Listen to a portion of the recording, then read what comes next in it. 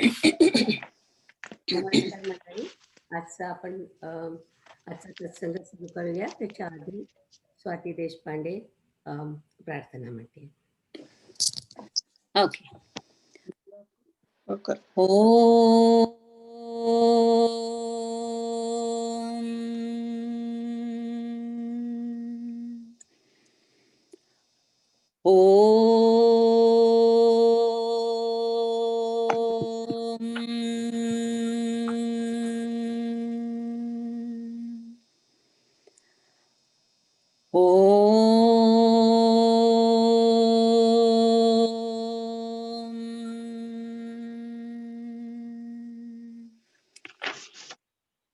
ॐ सहना भवतु सहनौ भुनक्तु सह वीर्यं करवावहै तेजस्विनावधीतमस्तु मा विद्विषावहै ॐ शान्ति शान्ति शान्तिः गुरुर्ब्रह्मा गुरुर्विष्णु गुरुर्देवो महेश्वरः गुरुर्साक्षात् परब्रह्मा तस्मै श्री गुरवे नमः तस्मै श्री गुरवे नमः तस्मै श्री गुरवे नमः.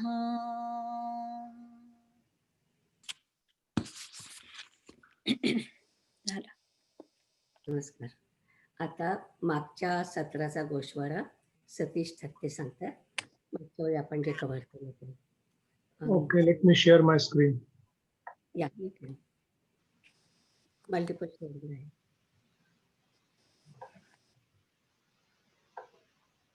दिसतंय? हो दिसते. Okay, so माझं नाव Satish Thatte. I live in Kendall Park, New Jersey, and I'm going to very briefly summarize the major Hindu scriptures that were presented by Nilimatai on 4th of January when we met 2 weeks ago. And then I submitted her a draft and she clarified a few things to me. So I'm going to present that, just one slide, only a few minutes. Okay, so these are the major Hindu scriptures. This is not an exhaustive list by any means. So we start with 4 Vedas. They were revealed by, can you all see the font or should I increase it a little bit? That's fine. That's fine. Okay, so the 4 Vedas were revealed by Bhagavan Sadashiv, also called Dakshinamurti, to 4 Sanat Kumars who passed on that knowledge to their Shishyas till it reached Veda Vyasa. And then Veda Vyasa compiled these Vedas with the help of other rishis, such as Vaishampayan.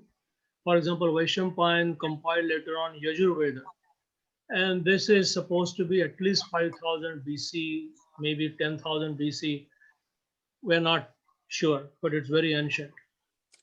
And these Vedas are apaurisheya. They are not revealed by human being. They are revealed by Dakshinamurti, passed on to Sanat Kumar, and then eventually Veda Vyasa compiled it with the help of other rishis. So there are 4 Vedas, as I'm sure all of you know: Rig Veda, Yajurveda, Samveda, and Atharva Veda. And each Veda has 4 parts: Sanhita, which are prayers; Brahmanas, which is Karma Kanda; Aranyakas, meditation; and then Vedanta, which is the essence of each Veda. So those are the 4 parts for each Veda. Upanishads, some of those are part of Vedanta, some of those are not, but they effectively complement Vedanta. It's about 3000 BC. Then, of course, everybody knows Bhagavad Gita. Bhagavan Sri Krishna told that to Arjuna, which is basically practical applications of Upanishad wisdom on the Mahabharat battlefield, about 2000 BC.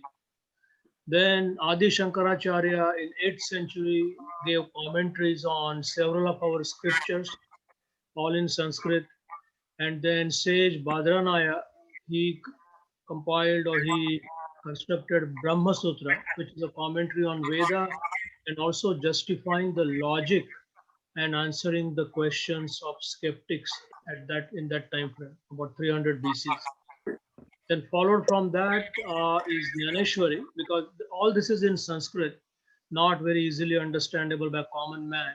So Sant Jnaneshwar wrote Jnaneshwari in 12th century, and that of course is in Prachin Marathi that existed at that time. So most of us will have difficulty understanding that.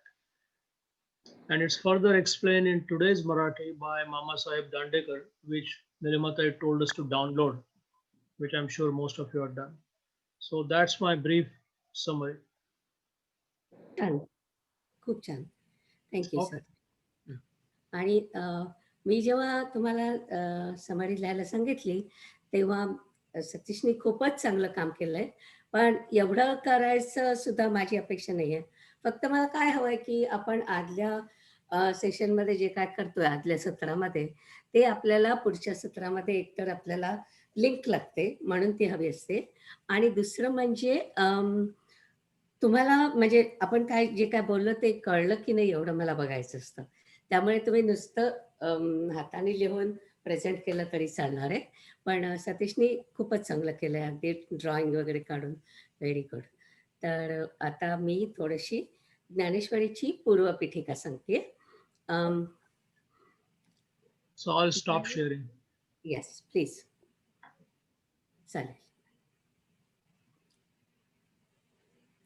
हां, तर ज्ञानेश्वरीच्या पहिल्या अध्यायात गीता सुरू होण्यापूर्वीचा जो भाग आहे, गीतेत जो भाग गीतेत नाही पण ज्ञानेश्वरीत आहे, तो म्हणजे ज्ञानेश्वरांनी केलेलं नमन.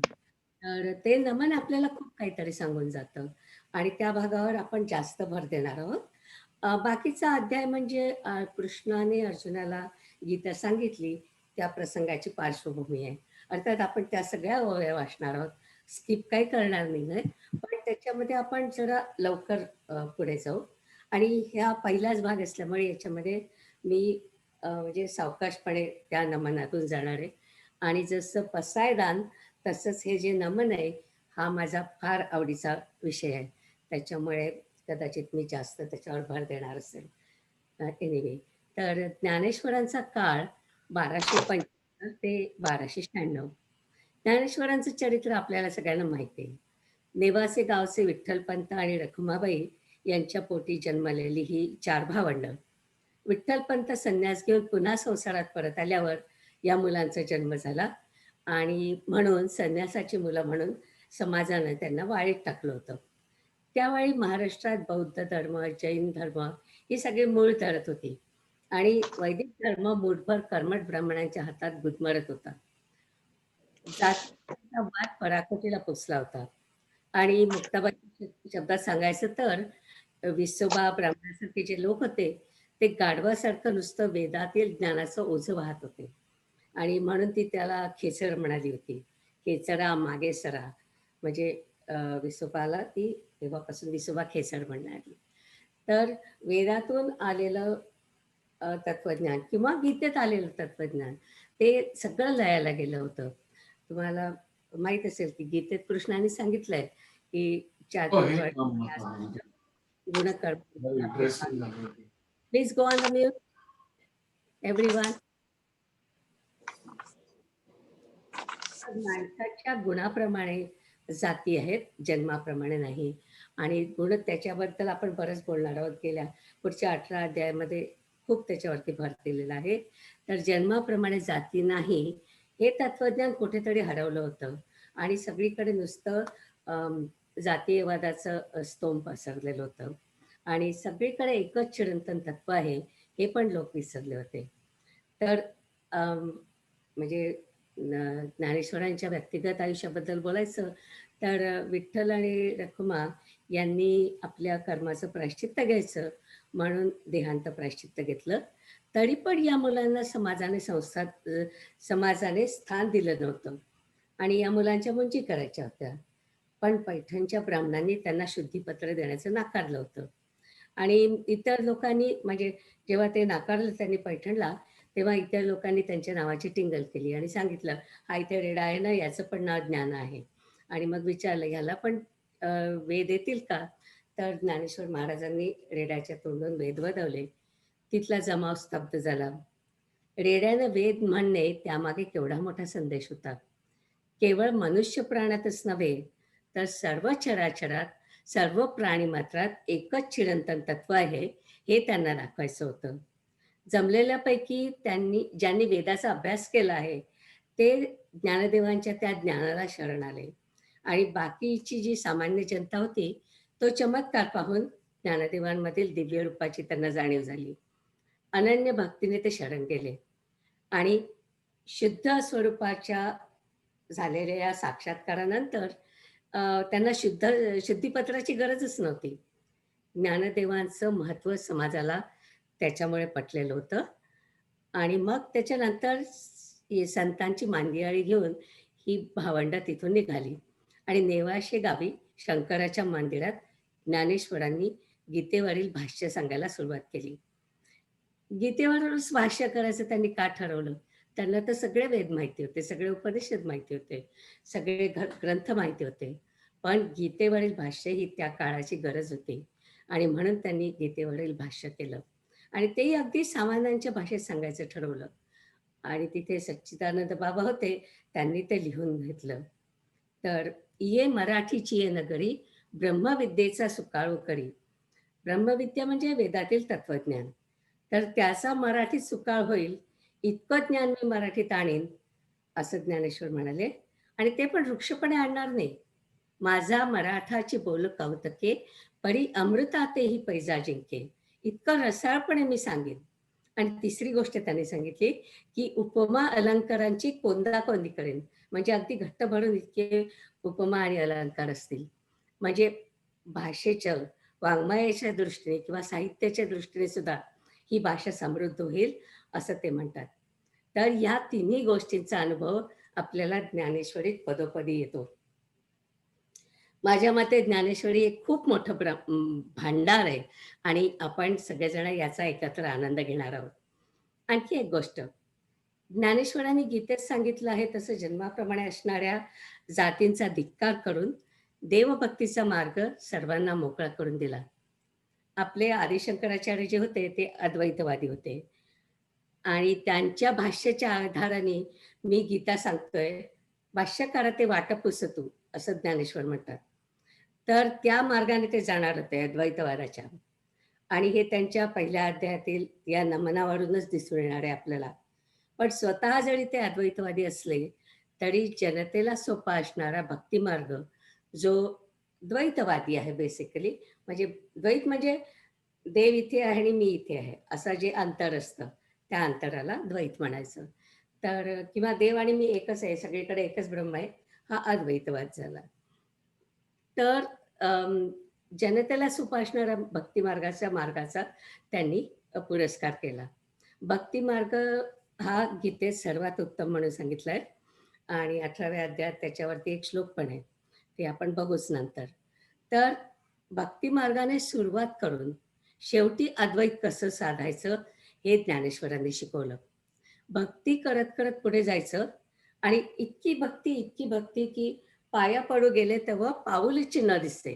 देवाच्या पायावर डोकं ठेवायला गेले आणि तेव्हा पाऊलच नाही दिसलं. का? कारण ते देवाशी एकरूप झालेले असतात. तर ही अवस्था साधायची आहे. शेवटी तुम्ही परमेश्वराशी एकरूप होता म्हणजे अद्वैत. तर द्वैतापासून सुरू करायचं आणि अद्वैत साधायचं हे ज्ञानेश्वरीचं वेगळेपण आहे. ज्ञानेश्वरीच्या आणि गीतेच्या पण पहिल्या अध्यायाचं नाव अर्जुन विषाद योग आहे. योग याचा अर्थ विषय, टॉपिक ऑफ द चॅप्टर. तर इथे अर्जुन युद्धभूमीवर रथी, महारथी, आप्तेष्ट पाहून खेद व्यक्त करतोय. अगदी गलित गात्र झालाय. म्हणून या अध्यायाचा विषय आहे अर्जुन विषाद आणि म्हणून त्याला नाव दिलंय अर्जुन विषाद योग. मागच्या वेळी आपण प्रस्थानत्रयी पाहिली, त्याच्यामध्ये सांगितलं आपण की वेदामध्ये मूळ उपदेश आहे. भगवद्गीता ही आचरणात तो कसा आणायचा ते सांगते, त्याचं साधन आहे. आणि ब्रह्मसूत्र म्हणजे त्या ज्ञानावरच्या आक्षेपांचं खंडन आहे. म्हणून शंकराचार्यांनी गीतेवर जेव्हा भाष्य केलं, तेव्हा त्यांनी सांगितलं, की गीतेचा सगळ्यात जास्त उपयोग कोणाला होणार आहे? तर संसारात असणाऱ्या व्यक्तींना होणार आहे. कारण आपली सगळ्यांचीच अर्जुनासारखी अवस्था अनेकदा होते. आपण अनेकदा अशा दोलायमान स्थितीत असतो. तर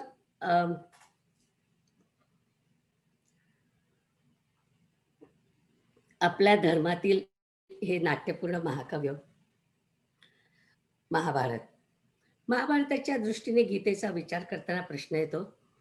अ, महर्षी व्यासांनी अ, त्यांच्या महाभारताच्या नाटकात युद्धाच्या वेळी गीता का घातली?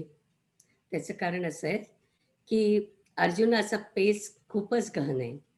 सगळे त्याचे वाईट वागणारे चुलत भाऊ. त्यांना एक मिनिट थांबा.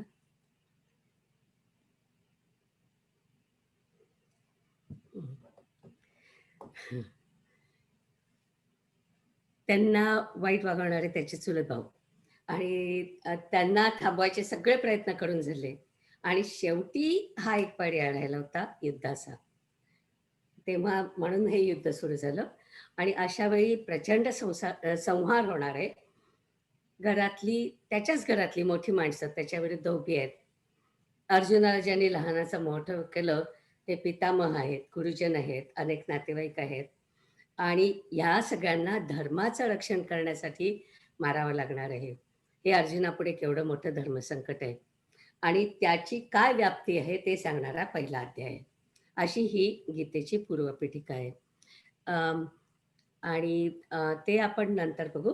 तर आधी आपण या पहिल्या अध्यायाचा सारांश पाहू. तर सारांशाचं पहिलं पान आपण आता तिथे याच्यावर शेअर करू. ज्योती आणि पूनम माइंडकर ते आपल्याला वाचून दाखवेल. हो. बघा. नाही हे नाही ना, नाही हे नाही आधीच ना. आधीच हा एक मिनिट.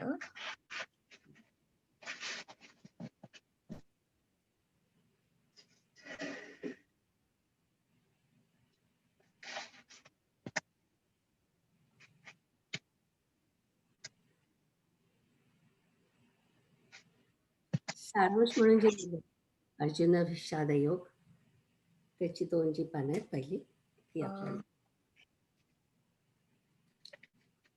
पहिली ओळ आहे. तरी पहिला जो अध्यावो आपण त्या दिवशी डाउनलोड केलं ते ना.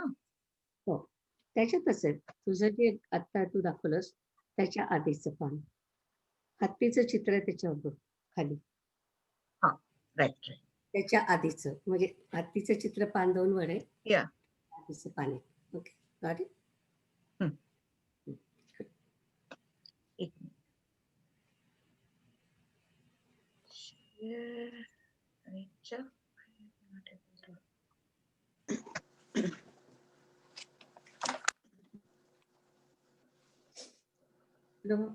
Lava Kulkarni, please go on the mute. Ha.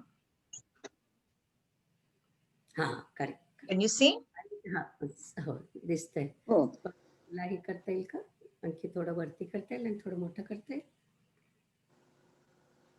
बरं असं फक्त मोठं कर थोडं म्हणजे वाचता येईल. थोडं मोठं. अजून मोठं करू? हा चालेल. Perfect perfect. पुढे. फक्त मात्र खालीवर सरकवशील हो तसं. खालीवर करेन मी ते. हा थँक्यू.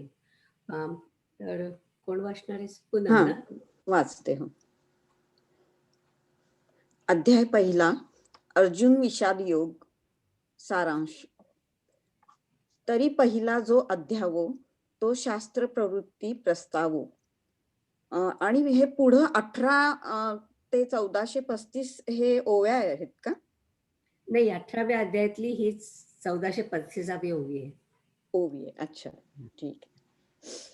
श्री ज्ञानेश्वर महाराजांनी गीतेतील अध्यायांची जी संगती लावली आहे त्याप्रमाणे पहिला अध्याय हा शास्त्र प्रवृत्ती प्रस्ताव आहे. म्हणजे गीताशास्त्र सांगण्यास भगवान श्रीकृष्ण का प्रवृत्त झाले ते या अध्यायात सांगितले आहे. भगवंताच्या या म्हणण्याचा अनुवाद करण्यास सुरुवात करण्यापूर्वी श्री ज्ञानदेवांनी ओंकार या वाचकाचा उपयोग करून परमात्मरूपी श्री गणेशाचे काव्यमय नमन पहिल्या 20 ओव्यांमध्ये केले आहे. त्यानंतर चातुर्य, वागर्थ व कला यांची देवता जी सरस्वती तिला नमन केले आहे 21व्या ओवीमध्ये. गणेश व सरस्वती यांना नमस्कार केल्यानंतर ज्यांच्या कृपेमुळे आपण पूर्ण काम झालो त्या श्री निवृत्तीनाथांना वंदन करून गुरुभजनाचा महिमा थोडक्यात वर्णन केला आहे 22 ते 27व्या ओव्यांमध्ये. यानंतर भगवद्गीता ज्या महाभारत ग्रंथातील भाग आहे त्या ग्रंथाची परमार्थाची जन्मभूमी, सर्व विद्यांचे मूळपीठ, सर्व काव्यांचा रावो इत्यादी विशेषणांनी थोरवी व श्रेष्ठता गायली आहे ती 28 ते 49 ओव्यांमध्ये. महाभारताचे सुरस वर्णन केल्यानंतर ज्या गीता ग्रंथावर व्याख्यान करावयाचे त्या भगवद्गीतेचे भारत कमल परागू जिचे विरक्त संत सोहम भावी पारंगत मुनी सेवन करतात व प्रत्यक्ष ब्रह्मदेव व शंकरजीची प्रशंसा करतात असे गुणगान केले आहे 50 ते 55 या ओव्यांमध्ये. या थोर गीता ग्रंथाचे सेवन श्रोत्यांनी स्थिर अंतःकरणाने व हळुवारपणाने कसे करावे असे हे त्यानंतर सुचवले आहे 56 ते 62 ओव्यांमध्ये. आपल्या पुढे जे थोर श्रोते बसले आहेत त्यांचा या बोलण्याने अनादर झाला असेल म्हणून मी आपले लाडके अपत्य सलगीने बोललो असा लढिवाळपणाचा परिहार दिला आहे 63 ते 65 ओव्यांमध्ये. यानंतर प्रत्यक्ष श्री शंभूचीही मती ज्या गीता ग्रंथाचा विचार करताना स्थिमित झाली, सर्वज्ञ वेदही जिथे कुंठित होतो त्या अगाध ग्रंथावर व्याख्यान करण्यास माझ्यासारख्या अल्पज्ञ व मंद बालकाने सरसावणे हे धाष्ट्याचे आहे याची जाणीव आपल्याला असल्याचा निर्वाळा ज्ञानदेवांनी दिला आहे 66 ते 74 ओव्यांमध्ये. परंतु ज्या श्री गुरुकृपेच्या आधारावर विसंबून हे अगाध कार्य करण्याचे मी धाडस केले आहे ती कृपा माझ्या हातून हे कार्य तडीच नेईल असे आत्मविश्वासाने म्हणून त्या कृपेचा महिमा त्यांनी वर्णन केला आहे 75 ते 78 ओव्यांमध्ये. मी कळसूत्री बाहुली असून तिला चालवणारे जे श्री निवृत्तीनाथ हे सूत्रधार आहेत त्यांच्याजवळ ग्रंथ सुरुवात करण्यापूर्वी आशीर्वादपूर्वक आज्ञा मागितली आहे 79 ते 82 ओव्यांमध्ये व ती मिळाल्यावर भगवंताच्या म्हणण्याचा अनुवाद करण्यास श्री ज्ञानदेवांनी सुरुवात केली आहे 83 ते 84 ओव्यांमध्ये. धर्मक्षेत्रावर माझे व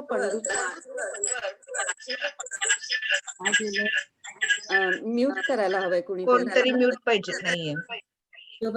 प्लीज. ओके.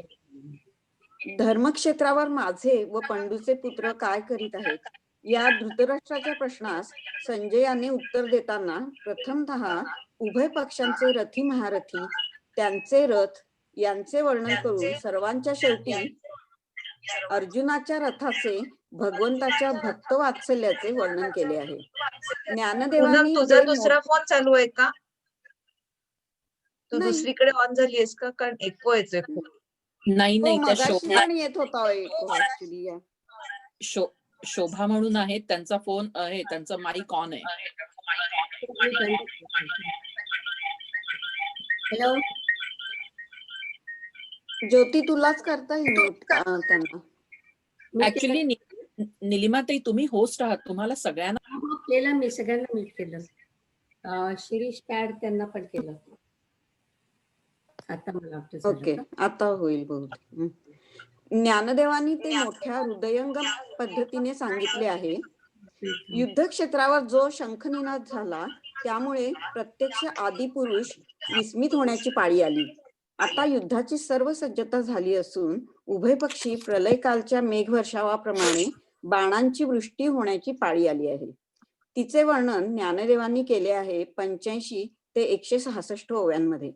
अशा प्रसंगी हर्षयुक्त होऊन सर्व सैन्याकडे अर्जुनाने दृष्टी टाकली व आपला रथ दोन्ही सैन्यांच्या मध्यभागी नेऊन उभा करण्यास भगवंतांना सांगितले.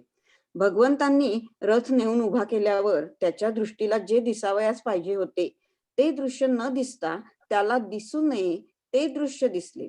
भीष्म द्रोणादिक योद्धे हे आपले शत्रू आहेत असे न दिसता ते आपले पूज्य गुरुजन, भाऊ, काका, मामा असे नातेवाईक आहेत असे दृश्य दिसले. त्याचे वर्णन ज्ञानदेवांनी केले आहे 167 ते 185 ओव्यांमध्ये. हे पाहून अर्जुनाच्या अंतःकरणात अकस्मात करुणा उत्पन्न झाली व त्याचा परिणाम असा झाला की अर्जुनाच्या अंगच्या वीरवृत्तीचा लोप होऊन प्रत्यक्ष शंकरांना युद्धात जिंकणाऱ्या अर्जुनाची गात्रे लढाईस सुरुवात होण्यापूर्वीच शिथिल होऊन त्याचे गांडीव धनुष्य अस्त्र गळून पडले. पहिलं पान झालेलं आहे. हो, आता मी पुढचं घे. ओके. अशा या करुणास्पद अर्जुनाचे चित्र ज्ञानेश्वर महाराजांनी उभे केले आहे ओव्या 186 ते 204 मध्ये. आपण युद्ध करण्यापासून का परावृत्त होत आहोत याची कारणमीमांसा करून आपल्या कृतीचे समर्थन अर्जुनाने केले आहे. त्याचा अनुवाद या अध्यायाच्या शेवटपर्यंत ज्ञानदेवाने केला आहे. क्षत्रियाला अनुरूप अशी वीरवृत्ती जाऊन अयोग्य अशा दया कृपा या सत्वप्रधान वृत्तीचा प्रादुर्भाव अर्जुनाच्या ठिकाणी स्पष्ट दिसलेला वर्णन केला आहे. मला विजय नको, राज्य नको, ज्यांच्याशी मी हे युद्ध करून राज्य मिळवणार त्या आचार्य पितर पितामह या सर्वांचा नाश माझ्याकडून होणार व त्यामुळे मोठे पाप मला लागणार ही अर्जुनाच्या अंतःकरणातली खरी भीती. कौरवांना जरी कळत नसले तरी मला माझे हित अनहित कळते. माझ्याकडून कुळाचा नाश, त्याबरोबर कुलधर्माचा नाश, त्यामुळे अधर्म, वर्णसंकर व याचा शेवट नरकाची प्राप्ती होण्यात अशी अवनती माझ्या युद्ध प्रवृत्तीमुळे होत आहे. तर मीच या युद्धातून निवृत्त होतो. निशस्त्र अशा अवस्थेत मला जरी कौरवांनी मारले तरी त्यात माझे कल्याणच आहे. अशा हतबल स्थितीत अर्जुनाने रथाखाली उडी टाकली व शस्त्र संन्यास घेतला. या अर्जुनाच्या अतिगैरलेल्या व उद्विग्न स्थितीचे मोठे मार्मिक वर्णन ज्ञानदेवाने केले आहे ओव्या 205 ते 273 मध्ये. अशा स्थितीत श्रीकृष्ण परमात्मा त्याला परमार्थाचा उपदेश करण्यास पुढील अध्यायात सुरुवात करतील असे शेवटच्या 2 ओव्यात सुचवून ज्ञानदेव महाराजांनी या अध्यायाची समाप्ती केली 274 ते 275 ओव्यामध्ये. Very good. तर ते मगाशी मी सांगितलं त्याच्याच प्रमाणे की आता हे सगळं युद्धाचं वर्णन आहे आणि पार्श्वभूमी आहे गीतेची या अध्यायामध्ये. त्याचं वर्णन आपण पाहिलं. आता आपण ऍक्च्युअल ओव्या बघूया. तर प्रिया शिलोत्री, प्रिया आधी 2 ओव्याचा अर्थ आणि 2 ओव्याच आणि मग मी बोलते. बर, ऐकू येतंय ना? हो, येते. ज्योती जरा मोठं करतेस का?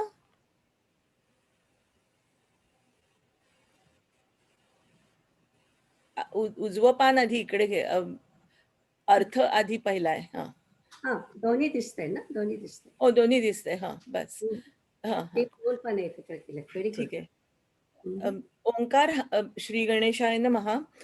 ओंकार हाच परमात्मा आहे असे कल्पून ज्ञानेश्वर महाराज येथे मंगल करतात. हे सर्वांचे मूळ असणाऱ्या व वेदांच्या प्रतिपादनाचा विषय असणाऱ्या श्री ओंकारा तुला नमस्कार असो व स्वतःला स्वतः जाणण्यास योग्य असणाऱ्या आणि सर्वव्यापी अशा आत्मरूपी ओंकारा तुझा जय जयकार असो. वरील विशेषणांनी युक्त अशा देवा, सर्वांच्या बुद्धीचा प्रकाश जो गणेश तो तूच आहेस. निवृत्तीनाथांचे शिष्य ज्ञानेश्वर महाराज म्हणतात, महाराज ऐका. आता ह्या बाजूचं थोडं आणखी उजव्या बाजूला. श्री गणेशाय नमः. ओम नमो जी आद्या वेद प्रतिपाद्या, जय जय स्वसंवेद्या आत्मरूपा. देवा तूची गणेशू सकल मती प्रकाशू, म्हणे निवृत्ती दासू अवधारिजो जी. थांब एक मिनिट. हा, तर आता इथे नमनाला सुरुवात झाली आहे. हे नमन ओंकाराला, ओंकार रूपाला म्हणजे आदितत्वाला म्हणजेच परब्रह्माला केलंय. एकीकडे अद्वैतवादाचा अवघड विषय आणि त्यावर भाष्य करून इथल्या ब्राह्मणांना सांगायचं होतं की वेदात काय आहे ते, आणि दुसरीकडे त्यांच्या समोर बसलेला सर्वसामान्य समाज, या दोन्ही समाजाला कळेल अशा पद्धतीने ज्ञानेश्वर महाराज पुढे जात आहेत. हे फार विद्वत्तापूर्ण काव्य आहे. तर ज्ञानेश्वर महाराज नाथपंथी होते. ज्ञानेश्वरांचे गुरु निवृत्तीनाथ आणि निवृत्तीनाथ यांनी गहिनीनाथांकडून दीक्षा घेतली होती. तेव्हा त्यांच्या पंथाप्रमाणे म्हटलं तर ते शिवाला नमस्कार करून सुरुवात करू शकले असते किंवा आपण नेहमी करतो तसं गणपतीला वंदन करून सुरुवात करू शकले असते. पण त्यांनी सुरुवात केली आहे ओम नमोजी आद्या. आद्या म्हणजे आदितत्व, जे वेदात सांगितलंय, वेद प्रतिपाद्य. आणि वेद प्रतिपाद्य म्हणजेच वेदात सांगितलेलं, आणि जे वेदात सांगितलंय ते ब्रह्म. तर त्याला त्यांनी आधी नमस्कार केलाय ब्रह्माला, आणि पहिला नमस्कार ब्रह्माला. आणि ते ब्रह्म कसं आहे तर ससंवेद्य. संवित म्हणजे अस्तित्वाची जाणीव. अस्तित्वाची जाणीव. ससंवेद्य म्हणजे स्वतःला ओळखायचं. म्हणजे काय तर वेदामध्ये जसं सांगितलंय की ब्रह्मज्ञान कसं प्राप्त करायचं, आत्मज्ञान प्राप्त करून ब्रह्मज्ञान प्राप्त करायचं. पण आत्मज्ञान करायचं म्हणजे काय करायचं तर आपणच स्वतःला ओळखायचं. आणि असा एवढा मोठा अर्थ त्या एका शब्दात आहे, ससंवेद्य.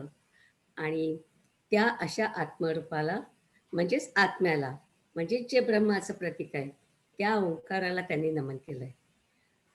आणि मग बहुतेक ज्ञानेश्वरांना यावेळी समोरचा माणूस दिसला असेल, सामान्य माणूस. तर त्यांनी पहिल्या ओळीनंतर त्यांच्या लक्षात आलं असेल की हे फारच अवघड होत आहे, म्हणून ते श्रोत्यांना सांगतायत की मी जे काय ब्रह्म वगैरे म्हटलं ना ते म्हणजेच गणेश आहे. तर आता लक्ष द्या. अवधारी जो म्हणजे लक्ष द्या. तर देवा तुची गणेश हो.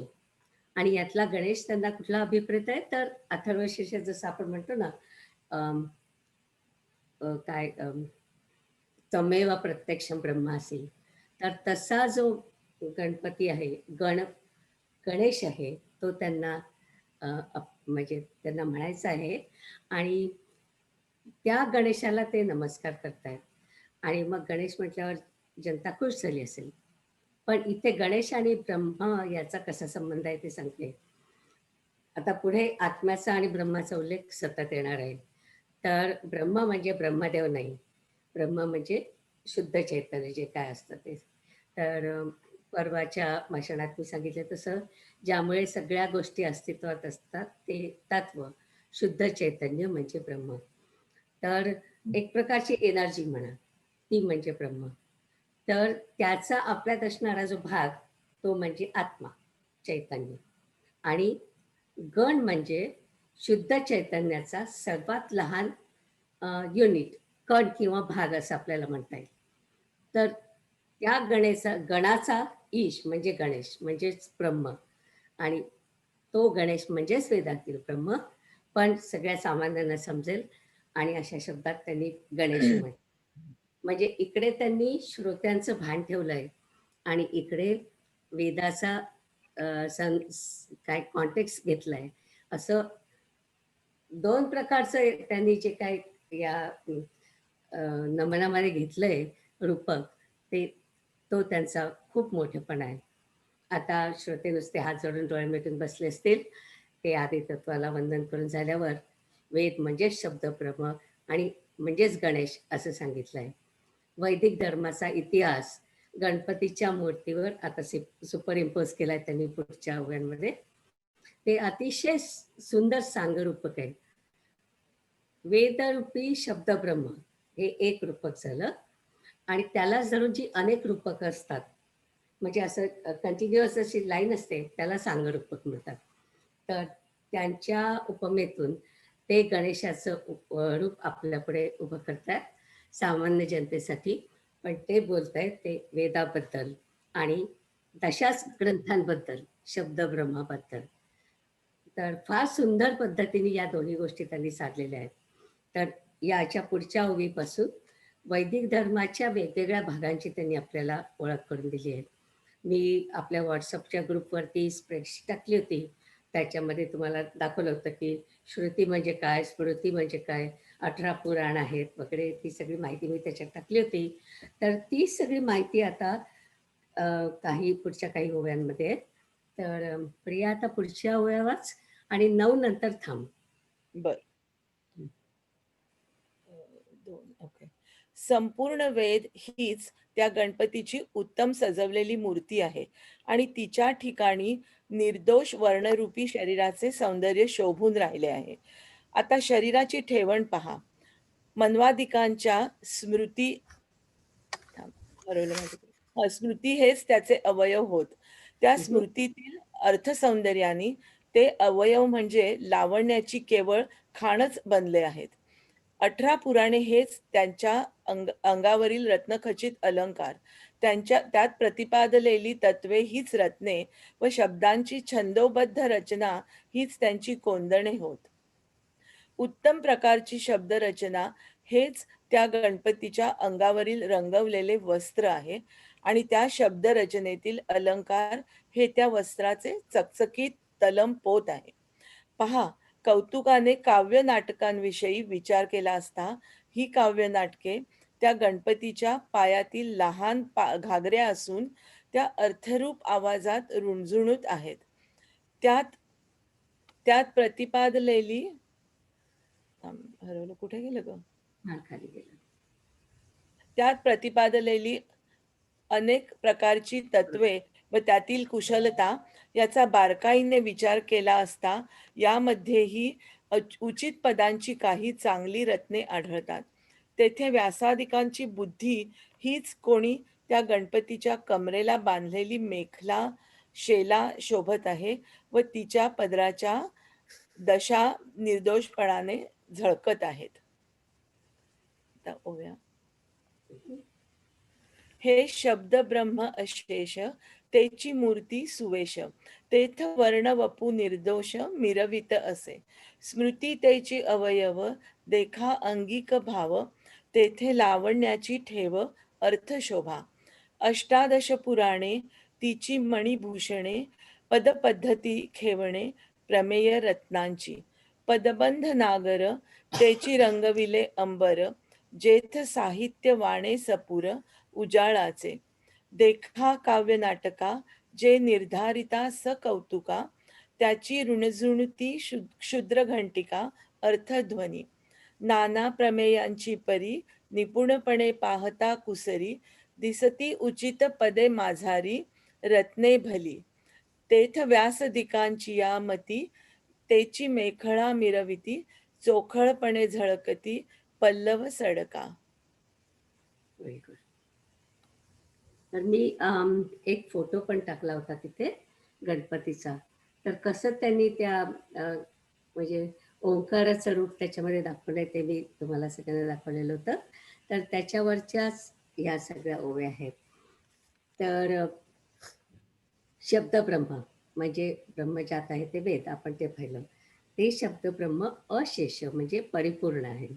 आता वेदांचे आणि आपल्या सर्व धर्मग्रंथाचं इथं वर्णन करणार आहे. तर श्रुती म्हणजे वेद आणि स्मृती म्हणजे वेदानंतरच्या काळामध्ये अनेक वर्षांनी काही लोकांनी आपल्या स्मृतीतून काही नियम आणि सूत्र लिहून ठेवले.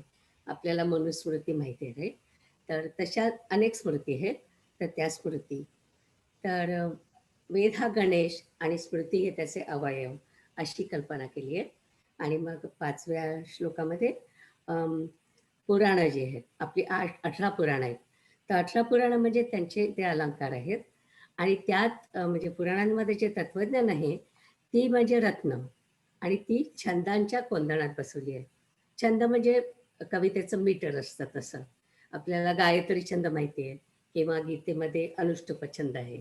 तर ते कोंदण आहेत आणि त्याच्यामध्ये तत्वज्ञान आहे, तत्वज्ञानाची रत्न आहेत. आणि शब्दरचना जी आहे त्याचं त्यांनी कल्पना केली आहे ती म्हणजे वस्त्र आहेत.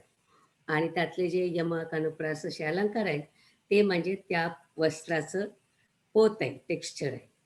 आणि काव्य नाटक म्हणजे देवादिकांच्या ज्या काय कथा आहेत या कथा म्हणजे त्या गणपतीच्या पायातल्या छोट्या छोट्या घागऱ्या आहेत. तर व्यासांची बुद्धी, पुढचा 9वी ओवी आहे त्याच्यामध्ये त्यांनी म्हटलंय व्यासांची बुद्धी ही वेदरूपी गणपतीच्या कमरेची साखळी आहे.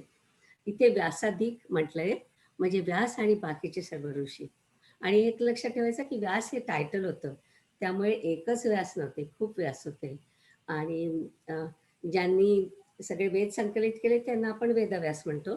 पण त्यांच्या हाताखाली अनेक ऋषींनी पण काम केलं होतं. आणि मग अशी सतीशने सांगितलं तसं वैशंपायन ऋषींनी यजुर्वेद संकलित केला होता.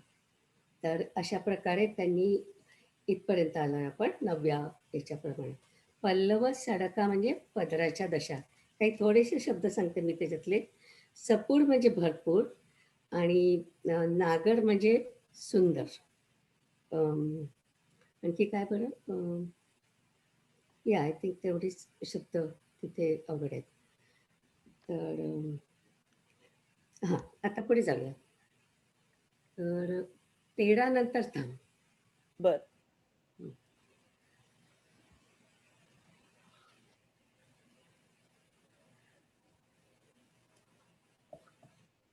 9 पासून 13 पर्यंत.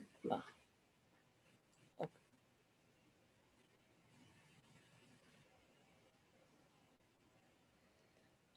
खाली आहे. हा, कुठे गेलं? नाही, वर अजून वर जायला पाहिजे होती. हां, हा, इथे शास्त्र. नव्हती. हा, पहा, शास्त्र. 6 शास्त्रे म्हणून जी म्हणतात तेच गणपतीचे 6 हात आहेत आणि म्हणून एकमेकांशी न मिळणारी भिन्न भिन्न मते तीच या हातातील शस्त्रे आहेत. तरी तरी हं. तरी काणादशारूपी हातामध्ये अनुमान रूपी परशु आहे. गौ गीत गौतम. गीतमयी न्याय दर्शन रूपी हातात प्रमाण प्रमेयादी षोडश पदार्थांचा तत्वभेद रूपी अंकुश आहे. व्यासकृत वेदांत रूपी हातात ब्रह्मरसाने धरलेला ज्ञान रूपी मोदक शोभत आहे. बौद्ध मताचे निदर्शन करणाऱ्या बौद्ध वर्तिकांनी प्रतिपादलेले बौद्ध मत हाच कोणी स्वभावतः खंडित असलेला दात तो पातंजल दर्शन रूपी एका हातात धरला आहे. मग बौद्धाच्या शून्यवादाचे खंडन झाल्यावर सहजच येणाऱ्या निरीश्वर सांख्यांचा सत्कारवाद हाच गणपतीचा वर देणारा कमलासारखा हात होय व जैमिनीकृत धर्मसूत्रे हा धर्माची सिद्धी करणारा व अभय देणारा गणपतीचा हात होय. आता इकडे हं. नंतर देखा षड दर्शने म्हणिपती तेची भुजांची आकृती म्हणवनी विसंवादे धरती आयुधे हाती तरी तर्कू तोची फरशू नीतिभेद अंकशू वेदांत तो महारसू मोदकू मिरवे एके हाती दंतू जो स्वभावता खंडितू तो बौद्ध मत संकेतू वार्तिकांचा मग सहजे सत्कार बाहू तो पद्म करू वरदू धर्म प्रतिष्ठा तो सिद्धू अभय हस्तू. आता यांनी जो गणपती म्हटलाय ना, तो त्यांनी 6 त्याचं म्हटलंय कारण आपली 6 शास्त्र आहेत. षड्दर्शन म्हणजे त्यांना आपली जी 6 शास्त्र आहेत ती म्हणायची आहेत. तर 6 शास्त्र अशी आहेत: सांख्य, तर्क, न्याय, वैशेषिक, पातंजल, पूर्वमीमांसा आणि उत्तरमीमांसा. तर ही 6 शास्त्र म्हणजे त्यांनी 6 हात असं म्हटलंय. तर तो जो फोटो मी दाखवलाय त्याच्यामध्ये गणपती 6 हाताचं दाखवलंय. आणि या शास्त्रांमध्ये थोडीशी मतं वेगळी आहेत. म्हणून त्यांचं कार्य पण वेगळं आहे आणि त्यांच्या हातातली शस्त्र वेगळी आहेत. तर काणाशास्त्र म्हणजे तर्कशास्त्राच्या हातात परशू आहे. परशू म्हणजे ॲक्स, राईट? तर विशुद्ध मतांचं खंडन करण्यासाठी अर्थातच परशू आवश्यक आहे आणि तर्कशास्त्र तेच करतं, खंडन मांडन करतं मतांचं. नंतर नीतिशास्त्राच्या हातात अंकुश आहे म्हणजे कंट्रोल आहे. नीतीने सगळा समाजाचा कंट्रोल केला जातो. वेदांत हा जो हात आहे त्याच्यामध्ये ब्रह्मज्ञानाचा मोदक आहे. तर काल ज्यांनी भाषण ऐकलं त्यांना लक्षात असेल की मोद म्हणजे काहीतरी मिळाल्याचा आनंद आणि मोदक म्हणजे ज्याच्यापासून आनंद होतो ते ब्रह्मज्ञान. आणि माझा नेहमीचा जोक की आपल्याला ब्रह्मज्ञान वगैरे जाऊ दे, मोदक खायला मिळालं कीच आपल्याला आनंद होतो. तर पण मोदकाचा मूळ अर्थ आहे की ब्रह्मज्ञान असा अर्थ आहे. आणि हा जो मोदक आहे हा वेदांताचा हातात मोदक असल्यामुळे हा 10 पाकळ्याचा समजला जातो. 10 पाकळ्या अशा की 4 वेदांत आणि 6 वेदांग. वेदांग म्हणजे त्याला सपोर्टिंग असे जे वेगळे आणखी 6 शास्त्रे आहेत, त्यांना वेदांग म्हणतात. तर असे मिळून एकूण 10 पाकळ्याचा हा मोदक आहे. आणि जेव्हा संपूर्ण वेदाला मोदकाची उपमा देतात, तेव्हा त्याच्यामध्ये आत्ता यांनी जे शास्त्र म्हणजे 6 हात म्हटलंय, जेव्हा आपण पूर्ण वेदाचा विचार करतो, तेव्हा त्या शास्त्रांना सुद्धा त्या पाकळ्यांमध्ये इन्क्लूड करतात. म्हणून तो मोदक 16 पाकळ्यांचा असतो. तर जेव्हा 16 पाकळ्यांचा मोदक केला जातो, तो सगळ्यात शुभ आणि परिपूर्ण समजला जातो. तर त्याच्यामध्ये 4 वेदांत, 4 वेदांग आणि 6 शास्त्र असं सगळं मिळून 16 पाकळ्यांचा जेव्हा असतो, तेव्हा पूर्ण वेद त्याच्यात म्हणतात. पण आता यांनी एका हातात जो मोदक आहे तोच म्हटलाय. फक्त वेदांताच्या बद्दल ते बोलतायत. म्हणून त्याच्या 10 पाकळ्या आहेत. तर वेदांग म्हणजे शिक्षा, कल्प, व्याकरण, निरुक्त, छंद आणि ज्योतिष. तर आणि त्याच्यानंतर पुढे एक शब्द आलाय काय बरं? तर 6 हात म्हणजे तर्कूचा एक, नीतिभेदूचा एक, वेदांतूचा एक. एका हातात एक दात आहे मोडका, तर तो वार्तिक म्हणजे अम, बौद्ध धर्माचे लोक. तर त्यांच्याशी झालेल्या त्यांच्याशी जे काय त्यांचे डायलॉग झाले, त्याच्यातून झालेल्या वादामधून तुटलेला दात असं त्यांनी एक कल्पना केलेली आहे. तर तो पातंजल शास्त्राने धरला आहे. नंतर सांख्यशास्त्र म्हणजे बुद्धिवाद. तर तो आपण आता दुसऱ्या अध्यायामध्ये बघणारच आहोत. आणि त्याचा त्यांनी वरदहस्त म्हटलाय. आणि नंतर एक आणखी जो हात आहे त्याला त्यांनी अभयहस्त म्हटलंय. म्हणजे अभय वरदान देणारा जो हात असतो देवाचा तो. तर असे 6 हाताचं त्यांनी कल्पना करून, म्हणजे त्यांचा हा जो काल्पनिक गणपती आहे, त्या काल्पनिक गणपतीचे त्यांनी हे 6 हात म्हणजे आपले सगळे शास्त्र अशी कल्पना केली आहे. तर आता या पुढे जा आणि 18 नंतर थांब. पहा, ज्या गणपतीच्या ठिकाणी सोलीव ब्रह्मसुखाचा निरतिशय आनंद हीच सरळ, अतिनिर्मळ व बऱ्या वाईटाची निवड करण्यात समर्थ अशी लांब सोंड आहे. तर संवाद हाच दात असून त्यातील पक्षरहितपणा हा त्या दाताचा पांढरा रंग आहे. ज्ञानरूप बारीक डोळे असलेला विज्ञानचा नियामक असा हा देव आहे.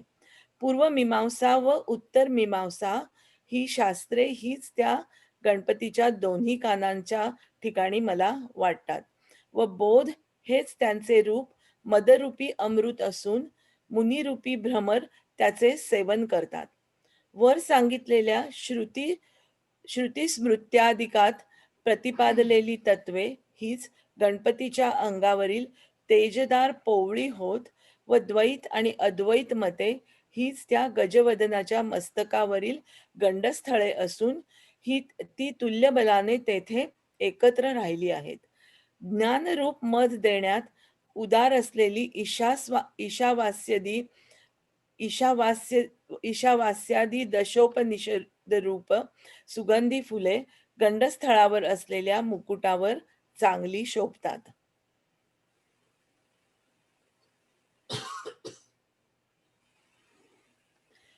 देखा विवेकवंतू सुविमळू तोची शुंडा दंडू सरळू जेथ परमानंदू केवळू महासुखाचा तरी संवादू तोची दशनू जो समता शुभ्रवर्ण जो समता शुभ्रवर्ण देवो उन्मेष सूक्ष्मे क्षणू विघ्नराजू मज अवगमलिया दोन्ही मीमांसा श्रवणस्थानी बोधमदामृत मुनी अली सेवती प्रमेय प्रवाल सुप्रभ द्वैताद्वैततेची निकुंभ सरिसे एकवटत इम मस्तकावरी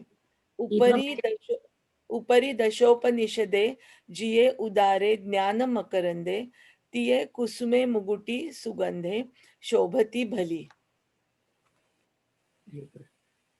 तर आता ते 4थ्या याच्यामध्ये 14व्या याच्यामध्ये 14 शुंडादांडू शब्द होता ना. शुंडादांडू म्हणजे गणपतीची सॉरी हत्तीची जी सरळ भाग असतो सोंड्याचा त्याला शुंडादांडू म्हणतात. तर तो जो भाग आहे त्याला त्यांनी सरळ स्पष्ट विचार जे असतात ते निरक्षीर विवेक ज्याला आपण म्हणतो त्याची उपमा दिली आहे. शुंडादंड म्हणजे सोंडेचा सरळ भाग. नंतर त्याचे जे दात आहेत पांढरे शुभ्र ते पक्षरहितपणाचं प्रतीक आहे. दशनू म्हणजे दात आणि असा हा वेद म्हणजे ओंकाररूपी ब्रह्म आहे अशी त्यांनी कल्पना केली आहे.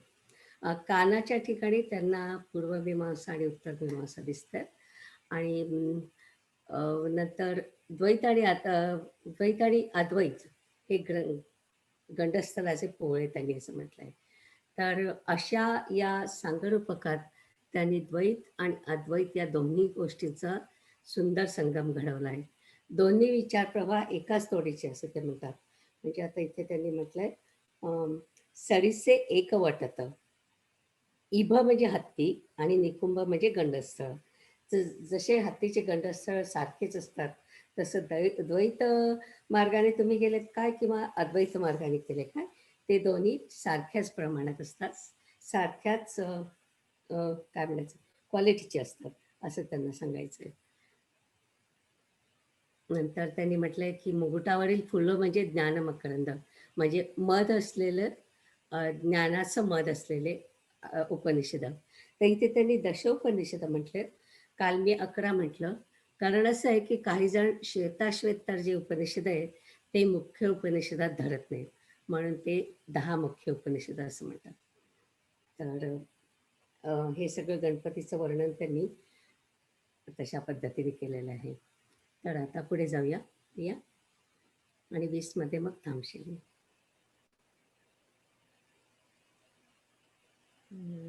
ओके. 18 पर्यंत केलं होतं ना आपण. 18 केलं होतं आता 19 आणि 20 खाली गेलाय. ओके. ओंकाराची प्रथम अकार मात्रा बरोबर आहे ना. हा ओंकाराची प्रथम अकार मात्रा हे गणपतीचे 2 पाय असून दुसरी उकार मात्रा हे त्याचे मोठे पोट आहे आणि तिसरी मकार मात्रा हाच त्याच्या मोठ्या वाटोळ्या मस्तकाचा आकार आहे. ह्या तिन्ही मात्रा एकत्र आल्या म्हणजे संपूर्ण वेद कवटाळला जातो. त्या मूळ बीजरूपी ओंकार रूप गणपतीला मी नमस्कार करतो. Very good. छान वाचलंस प्रिया. थँक्यू. आता ओव्या पाहिजेत ना ज्योती. ओव्या वाचायच्या थोडं वरती करायला लागेल. ओके. 18 ला जायला. 18 अकार चरण युगुल, उकार उदर विशाल, मकार महामंडल मस्तकाकारे. हे तिन्ही एकवटले तेथे शब्द ब्रह्म प्रगटले कवळले ते मिया गुरुकृपा नमिले आदी बीज. छान सुंदर. हे आपण नेहमी ऐकलंय अकार उकार आणि मकाराचं आणि त्याचं म्हणजे मी ज्या फोटोमध्ये दाखवलंय त्याच्यामध्ये अगदी स्पष्टपणे ते दाखवलंय. तर गणपतीच्या रूपात ओंकाराचं दर्शन त्यांनी घडवलं आहे. गणपती म्हणजे हे सामान्यांच्या माहितीचं रूप आणि ओंकार किंवा प्रणव हे ब्रह्माचं प्रतीक. ब्रह्माला अरूप म्हणतात कारण त्याला काही ॲट्रिब्यूट्स नाही म्हणून, पण अरूपाचं रूप दावेन अशी ज्ञानेश्वरांनी प्रतिज्ञा केली होती आणि ते त्यांनी इथे खरं करून दाखवलं आहे. तर या नमनात त्यांनी स्वतःला आपल्याला असणारी धर्माची माहिती सांगितली आहे. स्मृती स्मृती पुराण सगळ्याचा उल्लेख करून शिवाय बौद्ध मताचं झालेलं खंडन आणि त्यातून निघालेले वेगवेगळे पंथ, त्याच्यानंतर 8 पंथ निघाले होते आपल्या धर्मामध्ये, तर त्या सगळ्याचा उल्लेख त्यांनी याच्यामध्ये केला आहे आणि एका गणपतीच्या रूपात हे सगळं त्यांनी आपल्याला दाखवण्याचा प्रयत्न केला आहे. ज्ञानेश्वर महाराजांनी म्हटलं होतं ब्रह्मविद्येचा सुकाळ करेल, उपमाची कोंदाकोंदी करेल. असं जे काय सांगितलं होतं त्या सर्वाचा अनुभव आपल्याला या 20 श्लोकांमध्ये येतो. शिवाय समोर बसलेल्या समाजाचंही त्यांना भान आहे. तर आपल्याला पुढे ज्ञानेश्वरीत काय काय बघायला मिळेल याचं हे सुंदर ट्रेलर आहे असं मला वाटतं. आता आपण त्या ओंकाराला नमस्कार करू आणि स्वाती समाप्तीचा श्लोक म्हणू. पण जाऊ नका, हे संपल्यानंतर आपण पुढचं ठरवणार आहोत. तर चालेल, पसायदान म्हणते.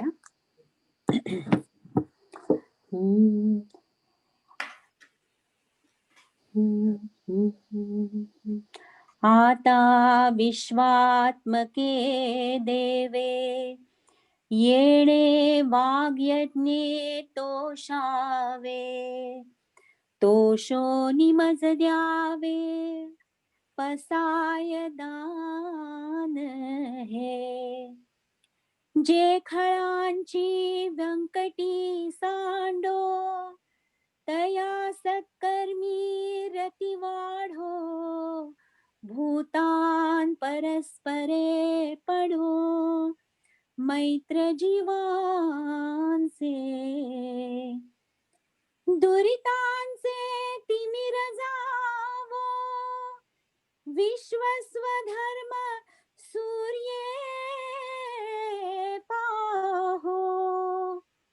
जो जे वांछील तो ते लाहो, प्राणिजात.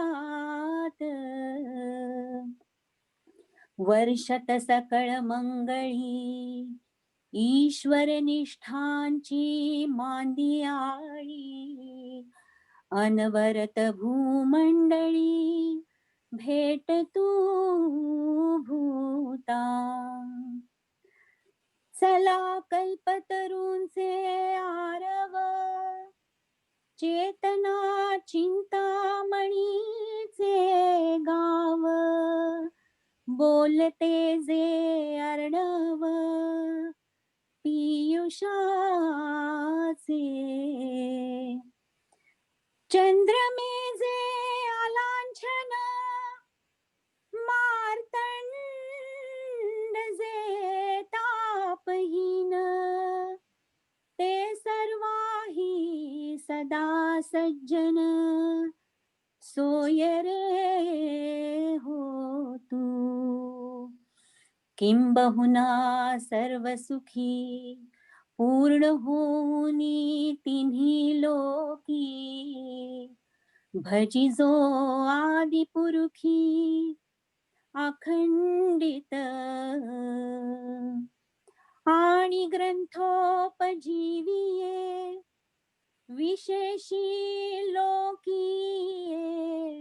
दृष्टादृष्ट विजये, हो आवेजी. येथ म्हणे श्री विश्वेश्वराव, हा होईल दान पसावो. येणे वरे ज्ञान देवो, सुखिया झाला.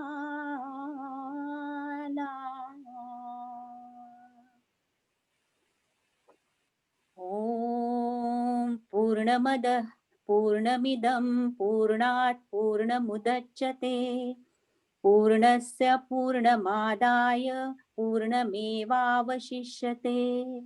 ओम शांति शांति शांतिः.